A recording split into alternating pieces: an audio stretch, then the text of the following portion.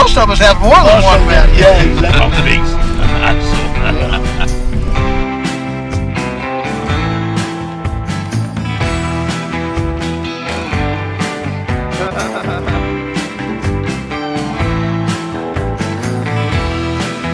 Open land, forest land, and water, the three environments interface. Right.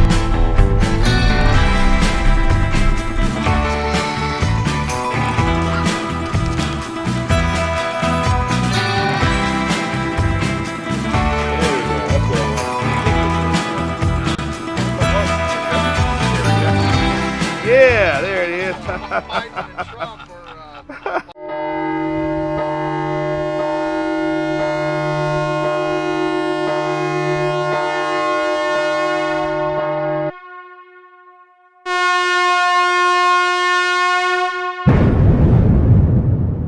Où sommes-nous? Où sommes-nous les toxinolâtres, les toxinophiles? Eh bien, vous savez où on est? Nous sommes à 3 heures de Washington, en pleine Virginie. Et où nous sommes? Nous sommes à la Polyface Farm de Swap en Virginie.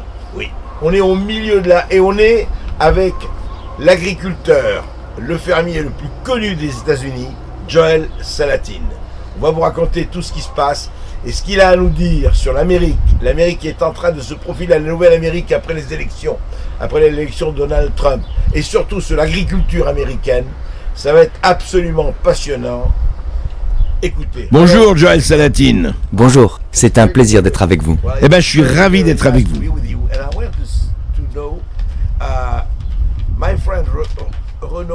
Mon ami Renaud m'a dit que vous vous décriviez comme un chrétien, un libertaire, un écologiste, un capitaliste et un fermier lunatique. Et c'est pas tout, c'est pas tout. Joel Salatin a écrit 16 livres. Celui-ci s'intitule « Tout ce que je veux faire est illégal ». Première question. Alors on va être arrêté là? Je ne pense pas. Je ne pense pas. Les drones ne volent pas aujourd'hui.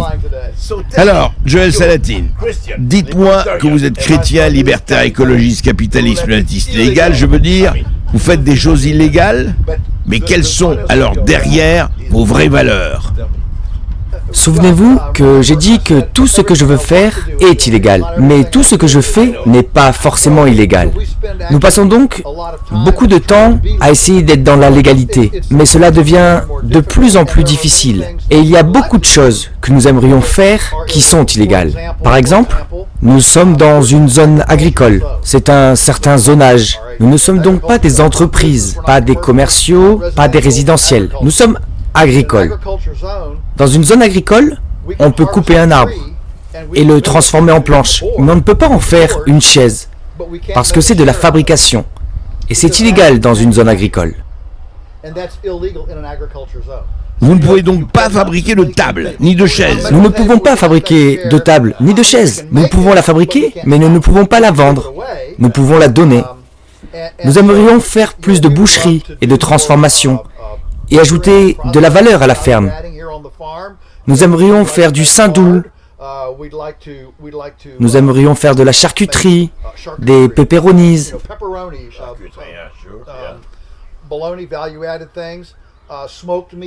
Mais tout cela est considéré comme de la fabrication. Une grande partie nécessite... Un agriculteur ne peut pas faire de fabrication, ne peut pas. Non, non. Nous aimerions faire une tarte au poulet, mais cela nécessite une cuisine homologuée. Vous devez avoir une cuisine, vous devez avoir des toilettes homologuées. Il ne peut pas s'agir de toilettes à compostage, ni de toilettes dans la maison, et vous ne pouvez pas aller derrière un arbre. Il doit y avoir un système d'épuration agréé.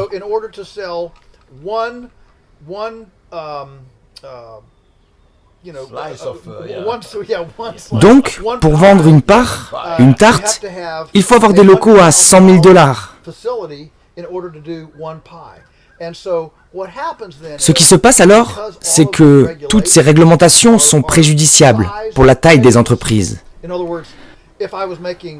En d'autres termes, si je produisais un semi-remorque de tartes, l'investissement ne serait pas si mal, mais on ne lance pas de nouvelles entreprises entièrement formées.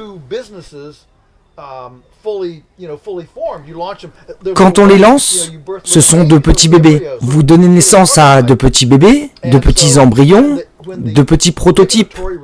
Et donc, lorsque les exigences réglementaires sont si importantes ou si coûteuses, y compris la paperasserie, que vous ne pouvez pas récupérer les investissements de la naissance de votre petit bébé, eh bien, vous ne mettez pas le bébé au monde.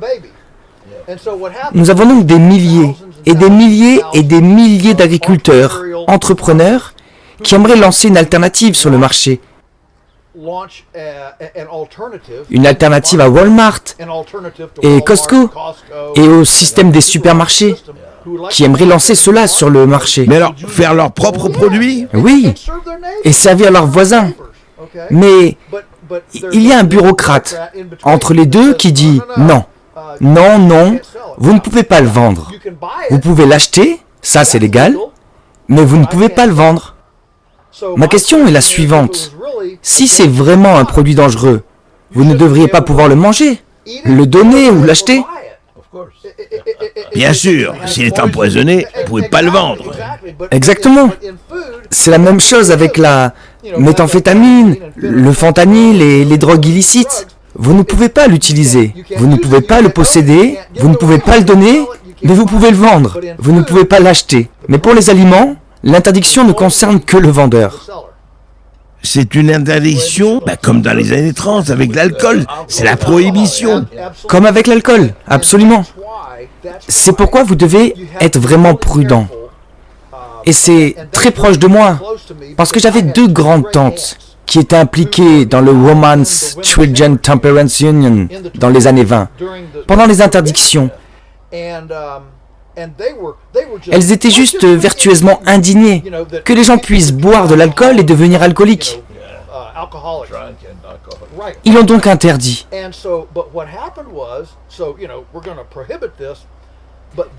Mais cette première fois a donné un précédent au gouvernement américain pour réglementer ce que vous mangez.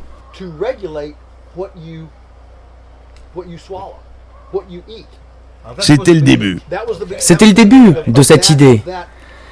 Avant cela, n'importe qui pouvait acheter n'importe quoi à qui il le souhaitait. Mais cela a donné un précédent philosophique au contrôle de ce que nous mangeons. Nous vivons dans une époque de choix sans précédent. Vous pouvez choisir votre sexe, Votre genre? Nous avons le choix dans la chambre à coucher, le choix des toilettes, le choix dans l'utérus avec l'avortement. Mais on ne peut pas choisir son propre carburant pour son propre microbiome, ce qui est incroyable. Comment expliquer, Joël Salatine, que la tyrannie des normes, pouvaient faire ceci, pouvaient pas faire cela? Comment se fait-il que le pays de la liberté de penser, les États-Unis, est plongé dans une telle bureaucratie? La manière dont nous en sommes arrivés là est qu'il y a longtemps, le boucher, le boulanger et le chandelier vivaient dans un village. Ils avaient leur boutique en bas, ils vivaient à l'étage, il y avait des amis dans le village, ils allaient à l'église dans le village. Leur groupe social se trouvait dans le village. Les gens savaient qui étaient les fraudeurs ou les malhonnêtes, parce qu'ils étaient ancrés dans la ville. Avec la révolution industrielle, les fermes et le système alimentaire se sont industrialisés. Le boucher, le boulanger et le fabricant de chandeliers sont devenus trop importants pour être dans le village. C'est devenu énorme. Et comme c'est devenu énorme, ils ne voulaient pas que les gens viennent. Ils ont donc installé des barbelés et des tours de garde, de sorte qu'on ne peut pas voir les poulets, les vaches, les tomates. On ne peut pas voir comment se font les traitements. On ne peut pas non plus voir comment c'est fait. Qu'est-ce qui s'est passé?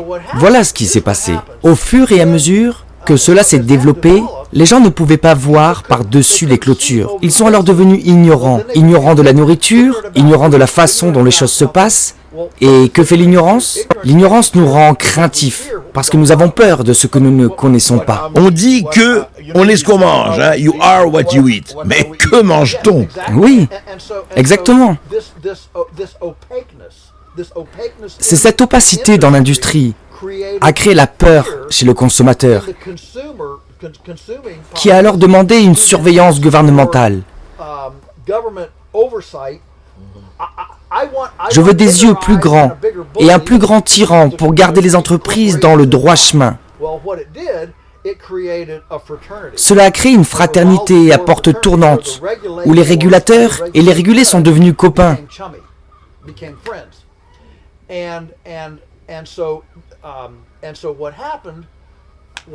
Cette collusion, cette fraternité, a créé un système de réglementation qui est devenu préjudiciable. Parce que les gros bonnets se sont protégés. Il y aura une réglementation, je veux que ce soit quelque chose avec lequel je puisse vivre et me conformer assez facilement. C'est ainsi que les grandes entreprises ont mis en place la réglementation pour se protéger. Et les petites gens ont été brisés. Par exemple, disons que je veux faire des pepperonis, d'accord? Et la réglementation dit que pour faire des pepperonis, je dois avoir un thermomètre à $2000 pour vérifier les températures.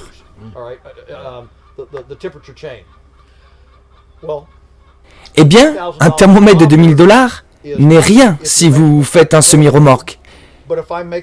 Mais si vous faites un seau de 5 litres de pepperonis, le thermomètre à $2000 m'empêche de le faire.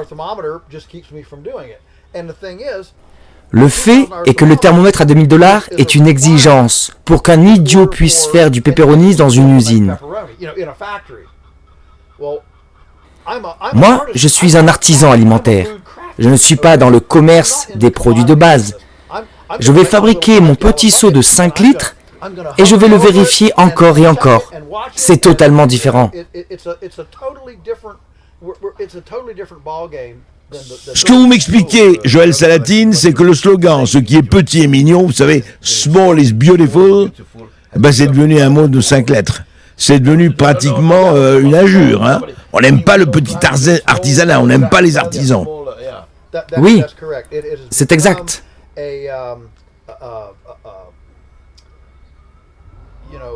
C'est devenu un problème d'être petit.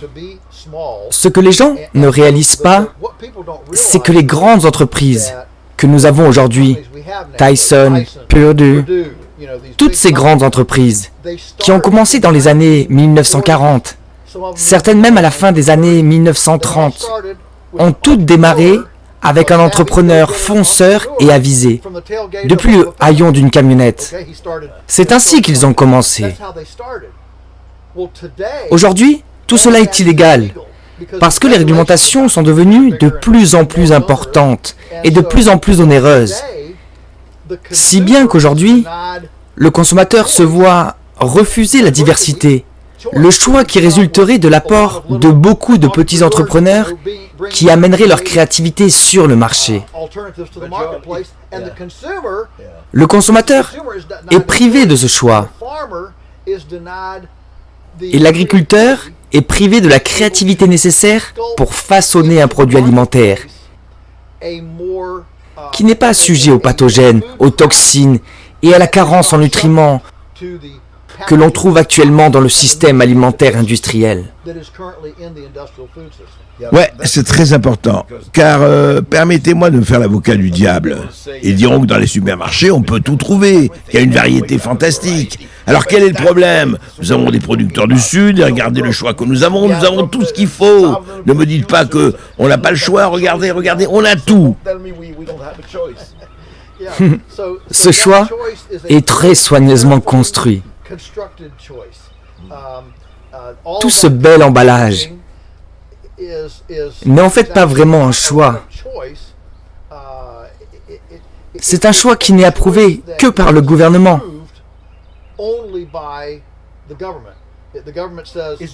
Donc c'est le gouvernement qui fait les lois. Oui, c'est lui qui fait les lois. Et ce sont les consommateurs qui les demandent. Les consommateurs demandent donc une protection. Le gouvernement répond, d'accord, nous allons vous protéger et nous allons interdire tout ce qui est risqué. Le Coca-Cola est sûr, mais le lait cru ne l'est pas.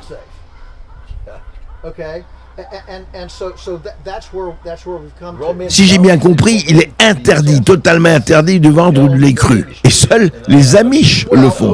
Il y a des moyens de contourner. Donc certains endroits, il est possible de le vendre comme nourriture pour animaux de compagnie. Il commence à briser ces règles. Mais vous, Joël Salatine, vous ne pouvez pas vendre de lait cru, vous. Non, non, je ne peux pas vendre de lait cru.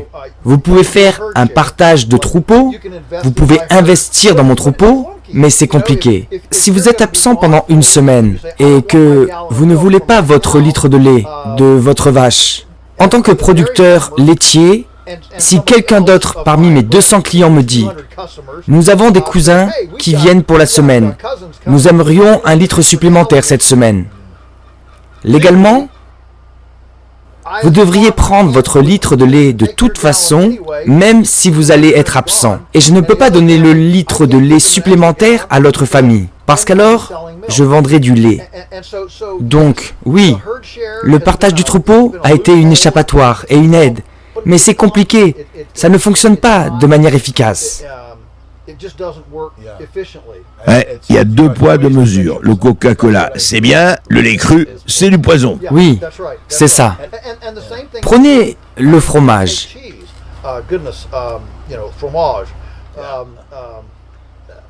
Je connais quelques mots français. Je pense au fromage. Une chose pour laquelle la France est si bien connue. Ou le vin. Eh, les deux vont de pair. Oui, ils s'assemblent parfaitement.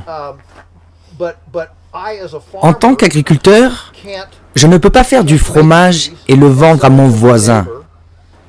Je ne peux pas faire du vin et le vendre à mon voisin. J'ai besoin d'une licence du gouvernement. Et cette licence gouvernementale dit que pour faire du vin, vous avez besoin de telle TVA, de cette quantité d'acier inoxydable, telle infrastructure, tant de béton, telle taille de bâtiment, tant de choses. Et peut-être que je ne veux pas faire des hectolitres de vin. Peut-être que je veux faire 5 litres. Non, non, vous ne pouvez pas. Non, à moins d'avoir toute cette infrastructure. Et puis d'investir des millions et des millions de dollars. Et c'est la même chose pour le fromage. Aujourd'hui, dans notre pays, la plupart des fromages sont des fromages industriels. Le Velveeta, vous pouvez le presser sur la table et partir pendant 1 an. Ça ne moisit pas, ça ne bouge pas, ça reste là pendant 1 an. Mais le vrai fromage, comme vous le savez, vous le mettez sur la table et au bout de 3 jours, il moisit légèrement. Et au bout d'1 semaine, il pousse des jambes et il s'échappe de la table. C'est ça le vrai fromage. Ce qui s'est passé dans le système alimentaire américain, c'est que tout a été orienté vers la stérilité et la stabilité de la durée de conservation. Combien de temps le produit peut-il rester dans son emballage? Combien de temps peut-il rester dans une étagère? Est-il stérile? Et c'est ainsi qu'on en arrive à le fait maison est mauvais, le conservateur c'est bien. C'est comme ça qu'on en arrive là.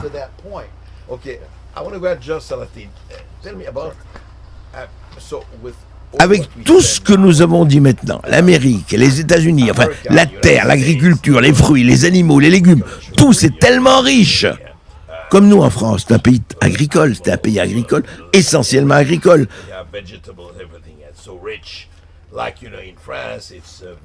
En 50 ans, nous avons perdu plus de la moitié de notre population d'agriculteurs en France. Qu'en est-il aux États-Unis?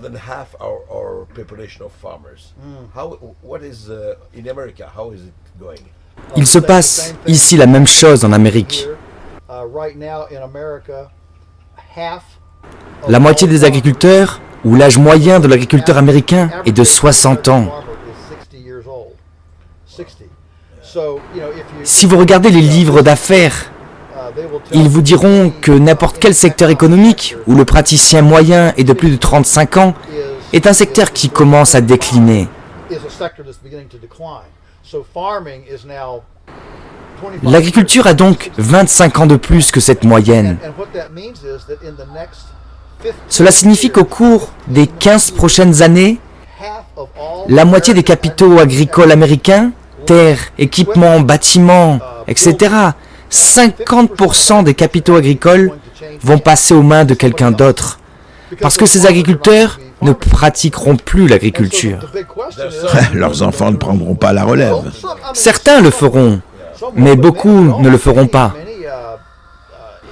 En fait, on pourrait même dire que plus de la moitié des enfants d'agriculteurs ne veulent plus de la ferme familiale. Ils ne veulent pas nécessairement la perdre. Je reçois des appels qui me demandent si j'ai un jeune qui peut venir et gérer la ferme familiale. Ils ont grandi là-bas, mais ils sont allés en ville et ne veulent pas la perdre. Ou je reçois un appel de quelqu'un qui dit « J'ai 80 ans, mes enfants le vendraient si je leur donnais. Pouvez-vous me trouver une jeune personne pour hériter ? Parce que je ne veux pas qu'elle soit vendue à un promoteur. »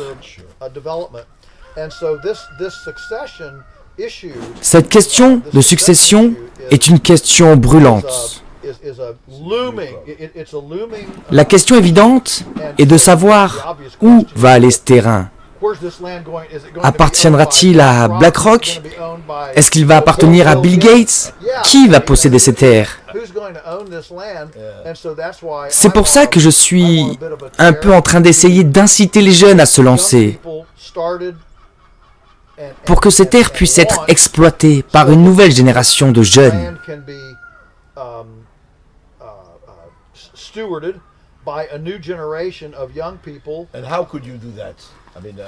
Et comment faire alors au niveau national? Pas seulement vous, mais je veux dire, c'est d'être au niveau de tout le pays. L'un des moyens les plus rapides de le faire serait de publier une proclamation d'émancipation alimentaire. Tout le monde connaît la proclamation d'émancipation des esclaves d'Abraham Lincoln, n'est-ce pas? J'utilise donc la même idée pour aider les gens à comprendre que notre système alimentaire est asservi et enchaîné par cet environnement réglementaire étouffant dont j'ai parlé. Je rencontre des milliers de jeunes agriculteurs qui sont prêts à vendre à leurs voisins, que ce soit du bouillon de poulet, ou des tourtes, ou de la soupe à la tomate, ou n'importe quoi d'autre. Ils sont prêts à vendre à leurs voisins, mais ils ne peuvent pas se lancer parce qu'il leur faut 100 ou 200 000 $ pour se lancer.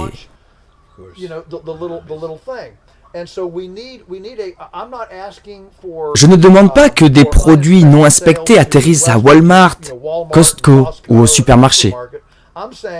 Je dis que si vous voulez venir dans ma ferme, sentir et regarder autour de vous, et en tant qu'adulte consentant, faire le choix volontaire d'acheter mes saucisses ou mon saindoux, ou une tourte au poulet, du fromage, ou n'importe quoi d'autre, nous devrions être en mesure d'effectuer une transaction alimentaire sans qu'un bureaucrate n'intervienne à ce niveau.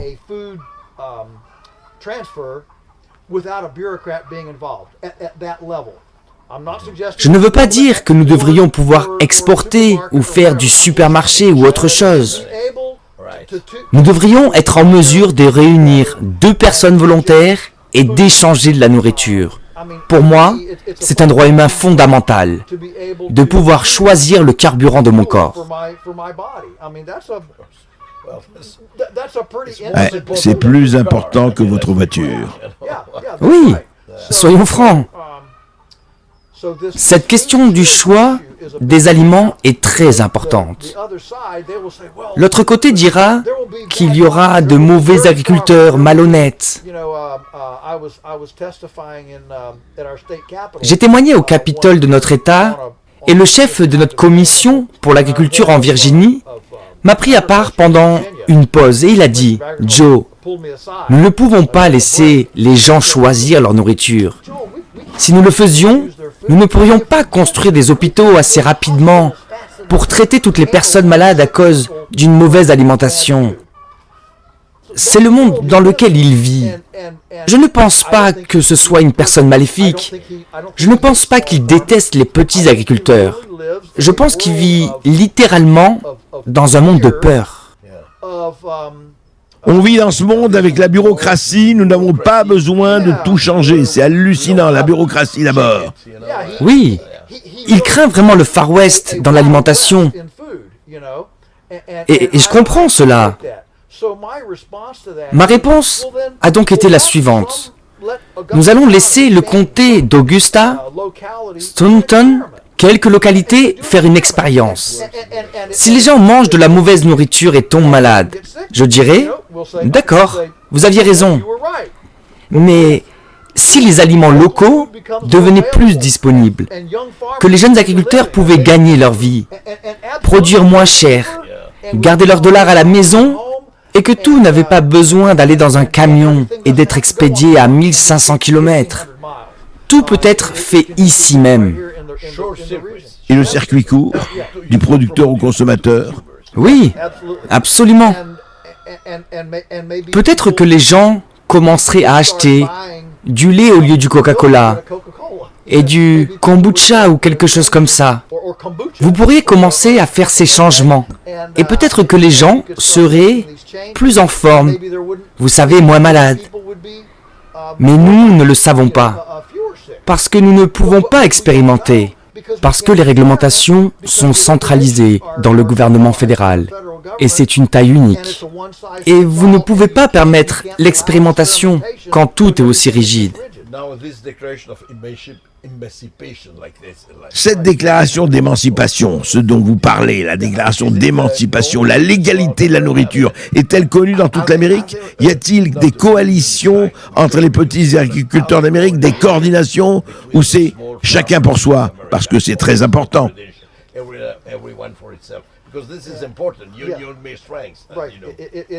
C'est important. Bien sûr. Il y a des groupes de petits agriculteurs qui se réunissent. Mais c'est très peu structuré. Ce n'est pas comme un syndicat. Ils n'ont pas de pouvoir réel. Parce que nous sommes tous une bande d'électrons libres.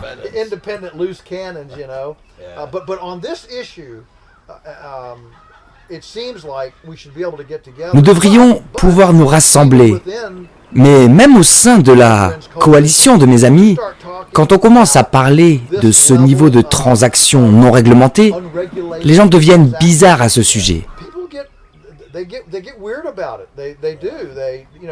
Parce qu'on nous a dit qu'on ne peut pas faire confiance aux entreprises. On peut faire confiance au gouvernement, mais qu'on ne peut pas faire confiance aux entreprises. Et je rejette cela. Je pense que chaque gouvernement, chaque entreprise, chaque agriculteur, il y a des bons et des mauvais. Ce n'est pas comme si l'un d'entre eux était mauvais et l'autre bon. Non, non, non, ce n'est pas ça.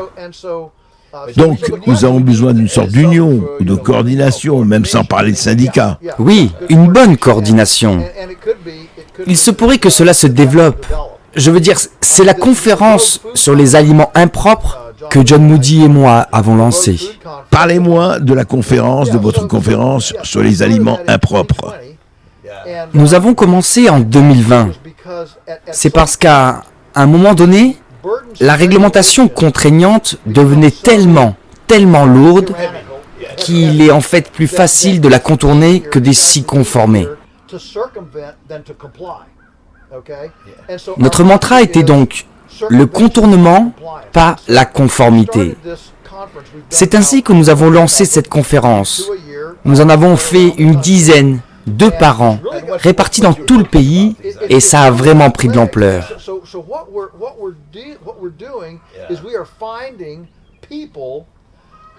Nous trouvons des gens qui ont trouvé le moyen de contourner ces réglementations et nous leur donnons une plateforme pour en parler.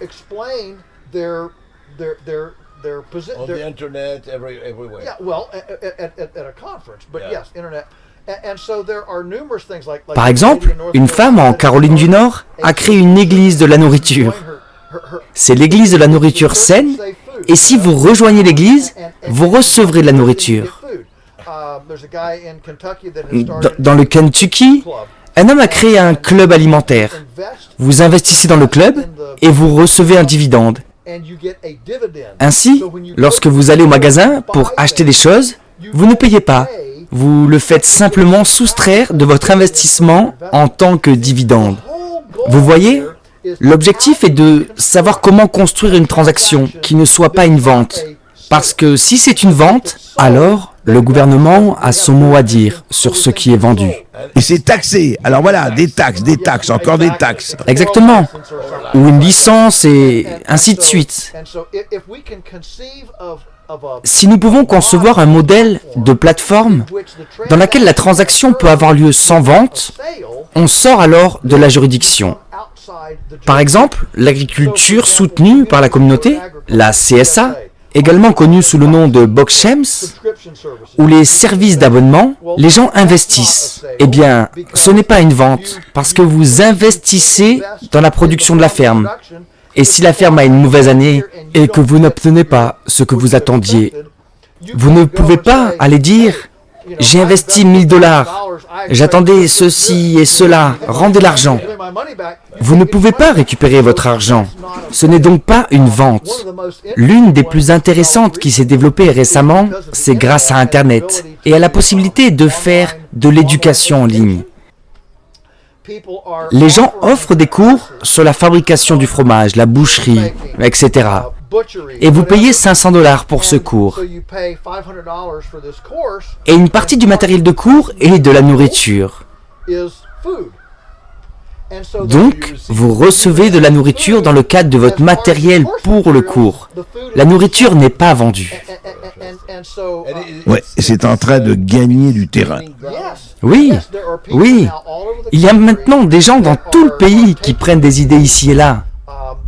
Certaines personnes ont recours à ce que l'on appelle une association de membres privés, où l'on s'inscrit à un club privé.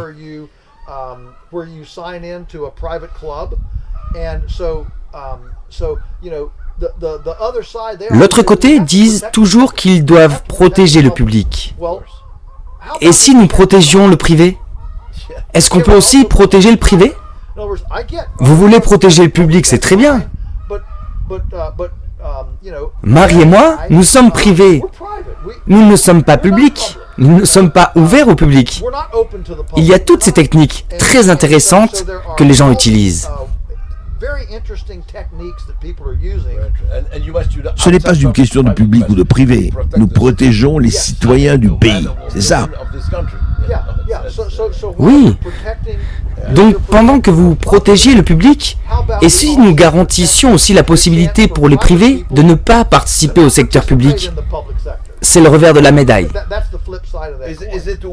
Est-ce que c'est la voie de l'autonomie pour vous? La souveraineté de chacun? Oui. Laissez-moi vous donner un exemple parfait. Nous avons vu comment le système alimentaire industriel est devenu opaque, craintif. Et ensuite, nous avons eu toutes ces réglementations. Et tellement dominant. Oui. Quel est l'exemple de quelque chose qui a complètement contourné ce système? C'est Uber. Si je vous avais dit, il y a 30 ans, vous savez quoi?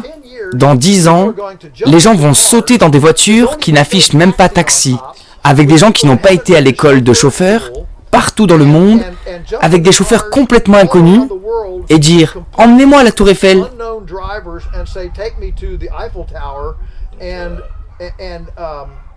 Vous seriez d'accord avec ça?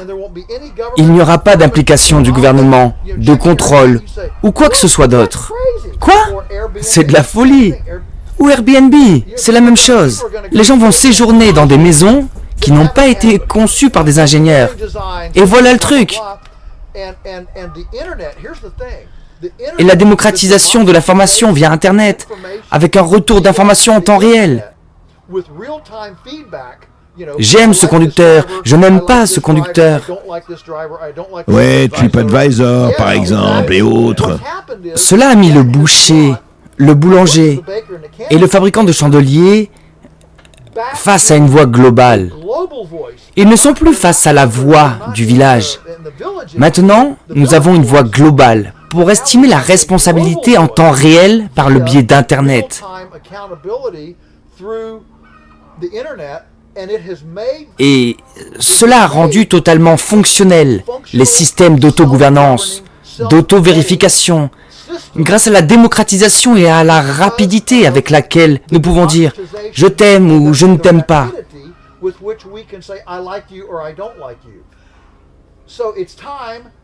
Il est donc temps d'ubériser notre alimentation. Si je suis un mauvais agriculteur, S'il y a de mauvais conducteurs et que vous avez de mauvais agriculteurs, eh ben, ils ne vous nourriront pas correctement. c'est vrai. Et cet agriculteur fera rapidement faillite. Les gens disent, les gens pourront aller dans une ferme Tyson. Si vous voulez aller dans une ferme Tyson, vous vous bouchez le nez. Regardez, vous étouffez et achetez ce poulet. Faites-le. Laissez-moi dire quelque chose de plus à ce sujet. Je pense qu'il est essentiel de comprendre que lorsque vous faites de notre santé une responsabilité gouvernementale, il est très difficile pour les gens d'adhérer à la notion de responsabilité personnelle. Ils perdent leur responsabilité. Tout ça dépend du gouvernement, donc moi je me relève les mains, je m'en fiche, que le gouvernement se débrouille. L'autre chose, c'est que je ne veux pas que vous adoptiez un comportement risqué, comme manger du fromage moisi et du lait cru. Parce que si vous tombez malade, mes impôts augmentent. En d'autres termes, j'ai un intérêt financier à ce que vous soyez en bonne santé. Les soins de santé gouvernementaux ont créé une sorte de précédent philosophique pour moi.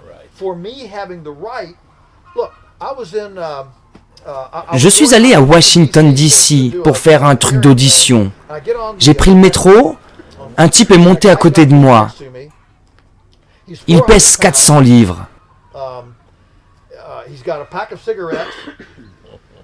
Il a un paquet de cigarettes, une bouteille de Coca Zéro et un grand sac de chips.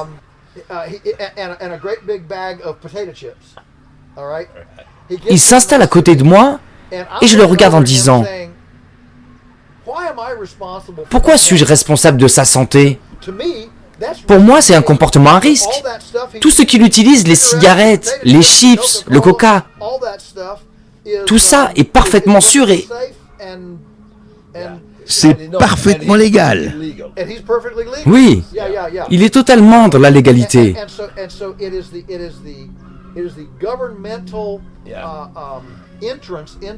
C'est l'entrée du gouvernement dans les soins de santé. Ce type est un produit parfait d'irresponsabilité. Je ne suis pas responsable. Vous parlez du gouvernement ? On sait ce qui s'est passé une semaine maintenant avec les élections, avec Donald Trump qui a été réélu avant 4 ans sans avoir été président. Pendant 4 ans, il n'était plus président. C'est un comeback incroyable. Il y a un certain Robert Kennedy Jr. qui veut rendre l'Amérique saine à nouveau.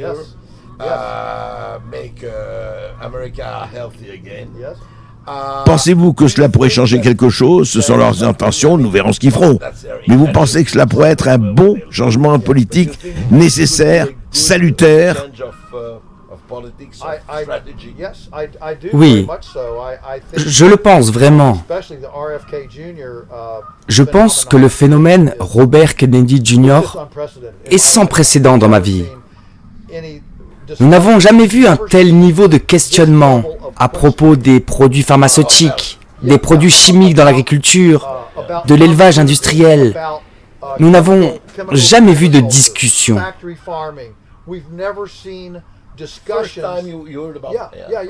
Nous n'avons jamais eu de discussion à ce niveau sur ces questions.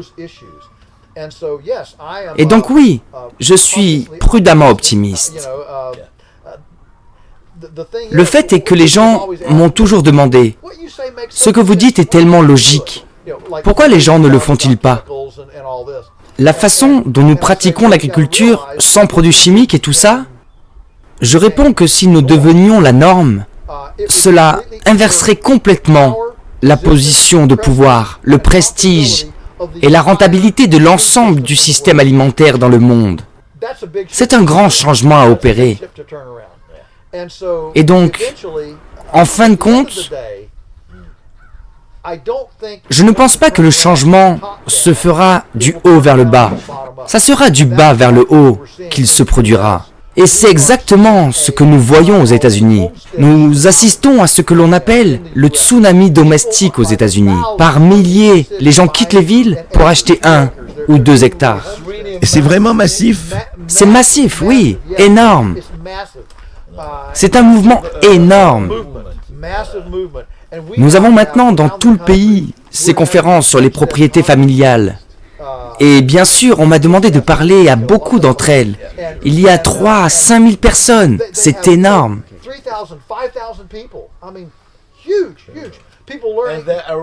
Alors ils achètent quelques hectares et puis ils quittent la ville. Oui, oui, parce qu'il y a cette compréhension intuitive que si tout s'effondre, ils ne veulent pas être en ville. Je veux être là, où je peux boire à un ruisseau, chasser un cerf, trouver du bois de chauffage, etc. Donc ces gens font d'énormes changements dans leur vie. Il y a 2 ans, je faisais une démonstration de dépeçage de poulets. Il y avait 300 personnes qui me regardaient dépecer ces poulets.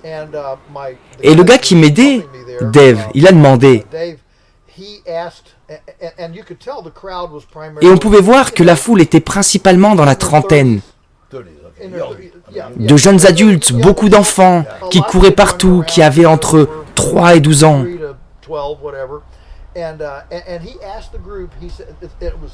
Il était 7 heures du matin, un samedi. Vous voyez ce que je veux dire? Et il a dit, je veux vous poser une question. Combien d'entre vous, à l'âge de 16 ans, pensaient qu'à un moment donné, ils se lèveraient à 6h30 le samedi matin pour aller voir quelqu'un dépecer des poulets? 2 mains se sont levées. Il y a donc un réveil, un ébranlement dans la culture. Et depuis quand tout cela? Le Covid. Le Covid l'a certainement entraîné. En 2020, 2 millions d'élevages de poulets de basse-cour se sont ouverts aux États-Unis. 2 millions d'élevages de poulets de basse-cour. Cela fait beaucoup de poulets. Les couvoirs ne pouvaient pas obtenir de poulets assez rapidement. Les rayons des magasins n'avaient plus rien. C'était comme un réveil. Si cela se reproduit, que faire? Nous devons trouver une solution. Oui, oui, absolument. Il y a la criminalité dans les villes, toutes sortes de problèmes, les vols à la sauvette, les taxes, les réglementations, le coût de l'énergie, les gens qui s'inquiètent pour l'eau, les gens qui s'inquiètent pour le réseau d'énergie.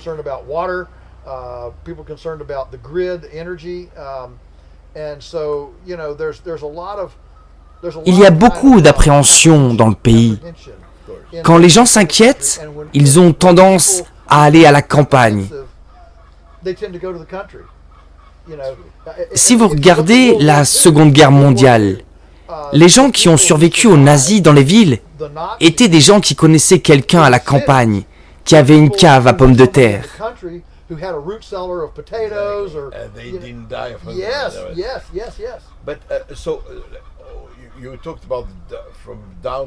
Vous avez parlé du bas vers le haut, mais revenons à ce qui s'est passé il y a 2 semaines, ou à ce qui se passe en ce moment, puisque ça ne fait que commencer.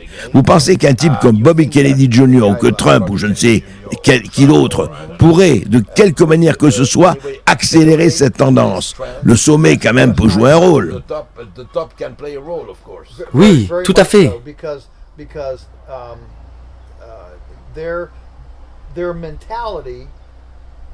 Leur mentalité est à l'opposé de la pensée conventionnelle. Quand vous mettez des gens au sommet, qui sont à l'opposé de la pensée conventionnelle, Comme Elon Musk, par exemple.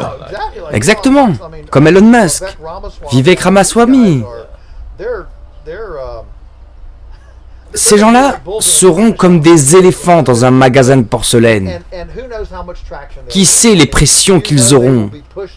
J'espère qu'ils survivront, qu'ils ne seront pas assassinés.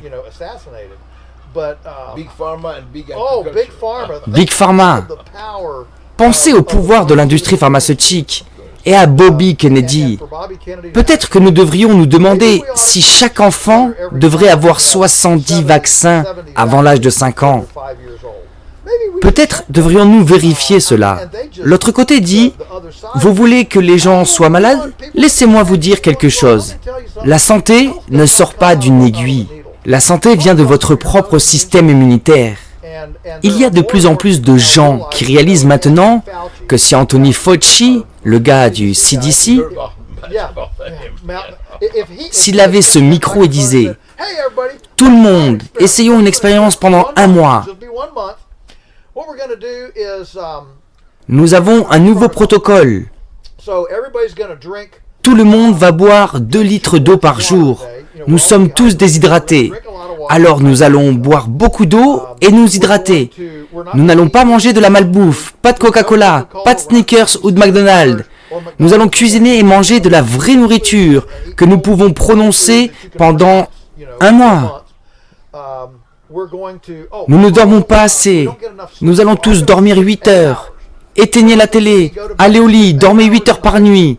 Nous allons avoir 20 heures de soleil par jour. Sortez, prenez le soleil tous les jours et faites 20 heures d'exercice en transpirant. Faites quelque chose.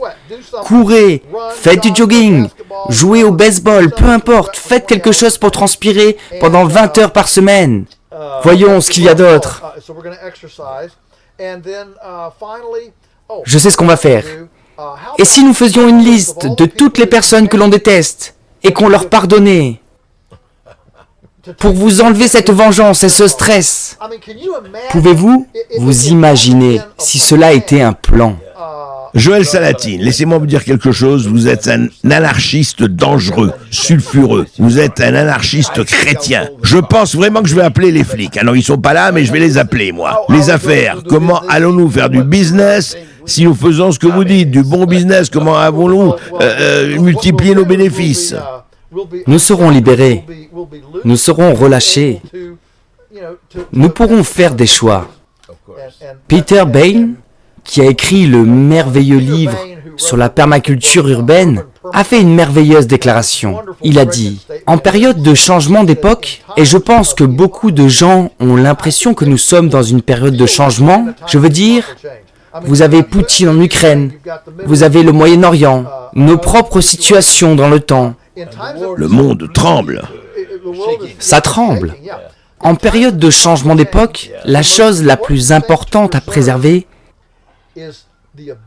est la capacité d'exprimer un point de vue minoritaire.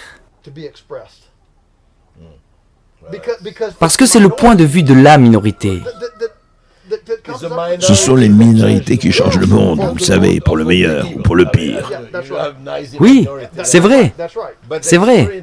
C'est très intéressant parce que ce que vous dites peut s'appliquer en grande partie chez nous, à l'Europe. Oui, dans l'Europe. Parce que l'agriculture a été, vous savez, nous avons les normes de nos gouvernements, nous avons les normes européennes, les agriculteurs auxquels on dit, à qui on dit, vous ne pouvez pas faire ceci, vous ne pouvez pas faire cela, ils sont écrasés par les normes, les interdictions et tout le reste. Ils sont écrasés par la mondialisation. Que pensez-vous des éoliennes, par exemple? Ils disent que les éoliennes vont remplacer l'électricité, ils vont nous amener l'électricité encore plus gratuite que maintenant. L'énergie effectivement renouvelable et l'énergie solaire. Quelle est votre position à ce sujet? Ma position est tout ce qui précède, mais le gouvernement ne s'en mêle pas. Laissons le marché déterminer ce que sera la prochaine étape. Vous savez, j'ai lu des gens qui disent que nous allons manquer de pétrole. J'ai dit aux gens que du pétrole était produit dans la terre tout le temps. Il en reste beaucoup. Et nous avons encore au moins 400 ans de pétrole sans aucun problème.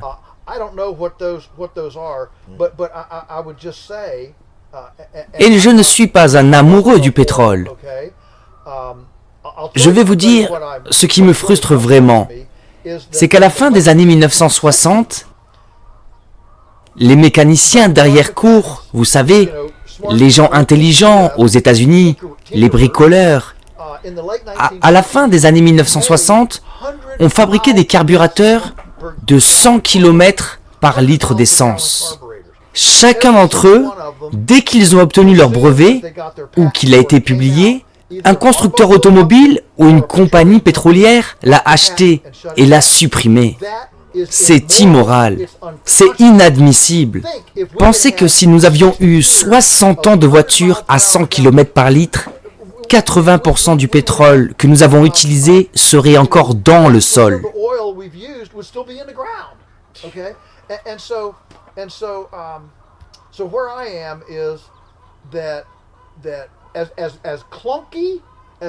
Aussi maladroit que le marché puisse être, c'est excessif ici. Et quoi que ce soit ici, c'est mieux qu'une exigence qui fausse le marché.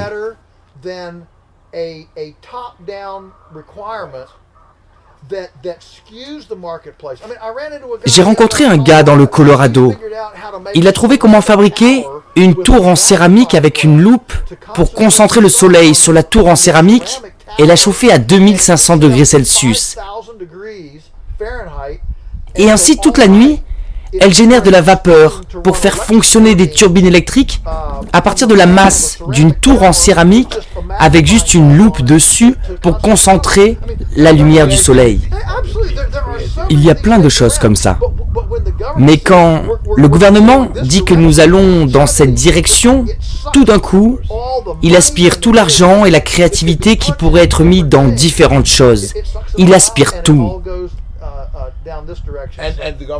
Et le gouvernement donne un tas d'argent à ce type parce que... Mais oui. Oui, ils promeuvent les véhicules électriques.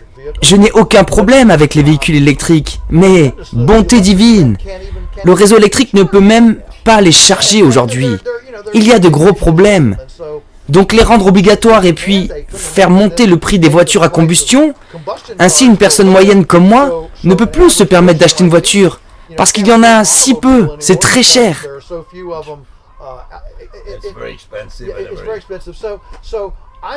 Je suis donc le premier à admettre qu'un marché plus ouvert, un marché plus libre, n'est pas toujours beau à voir. Mais ça fonctionne. Nous connaissons maintenant le Joel Salatin capitaliste, le Joel Salatin chrétien, le Joel Salatin libéral, le Joel Salatin écologiste, et le lunatique, bien sûr, l'agriculteur lunatique. Enfin, pas si lunatique que ça, hein. J'aimerais savoir quel est l'avenir de votre combat. Vous resterez à la ferme, vous avez votre ferme, vous ne quitterez pas votre ferme.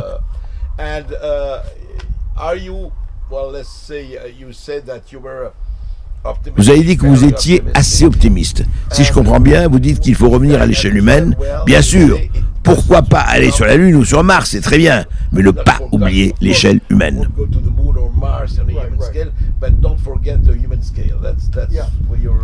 Oui, c'est ça. L'échelle humaine est la capacité de charge écologique d'un certain endroit. Le problème, c'est que nous avons un système alimentaire ségrégué. Je sais que c'est des mots puissants, mais ils doivent être utilisés dans ce contexte. Nous avons brisé la chaîne. Nous obtenons nos engrais ici. Nous cultivons ici. Nous élevons les poulets ici. Nous les transformons ici et nous les vendons ici. Nous les mangerons ici. Tout ceci est une boucle fermée. Et maintenant, tout est séparé. La réponse est donc un système alimentaire uni.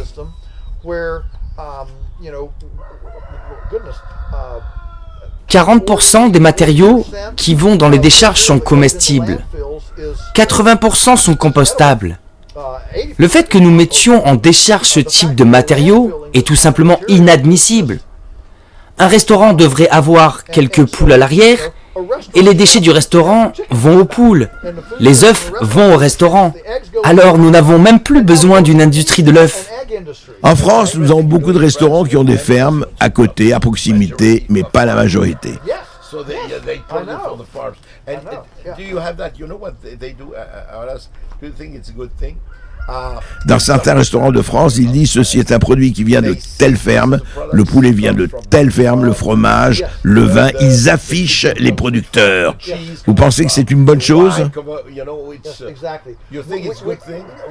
Oh, absolument. C'est merveilleux. Je suis allé en Europe de nombreuses fois et je suis toujours étonné de voir que même avec une telle réglementation européenne, il y a une culture alimentaire en Europe. En particulier en France et en Italie. Il y a une culture alimentaire qui existe tout simplement pas ici. Chaque fois que je voyage en dehors des États-Unis, bien sûr, je veux toujours manger ce qui se fait localement. Quand vous êtes en Italie, vous mangez du parmesan. Je demande toujours aux gens à quelle nourriture pensent-ils quand je leur parle des États-Unis. La réponse est toujours la même. La réponse est toujours McDonald's. La question évidente est que je me demande si, puisque c'est notre culture alimentaire, c'est la raison pour laquelle les États-Unis sont en tête de la morbidité chronique, des maladies cardiaques, du diabète, de l'obésité. Oui, l'espérance de vie a baissé, hein, c'est incroyable. Oui, c'est exact. Donc, quand vous mangez des cochonneries, vous allez être artificiel.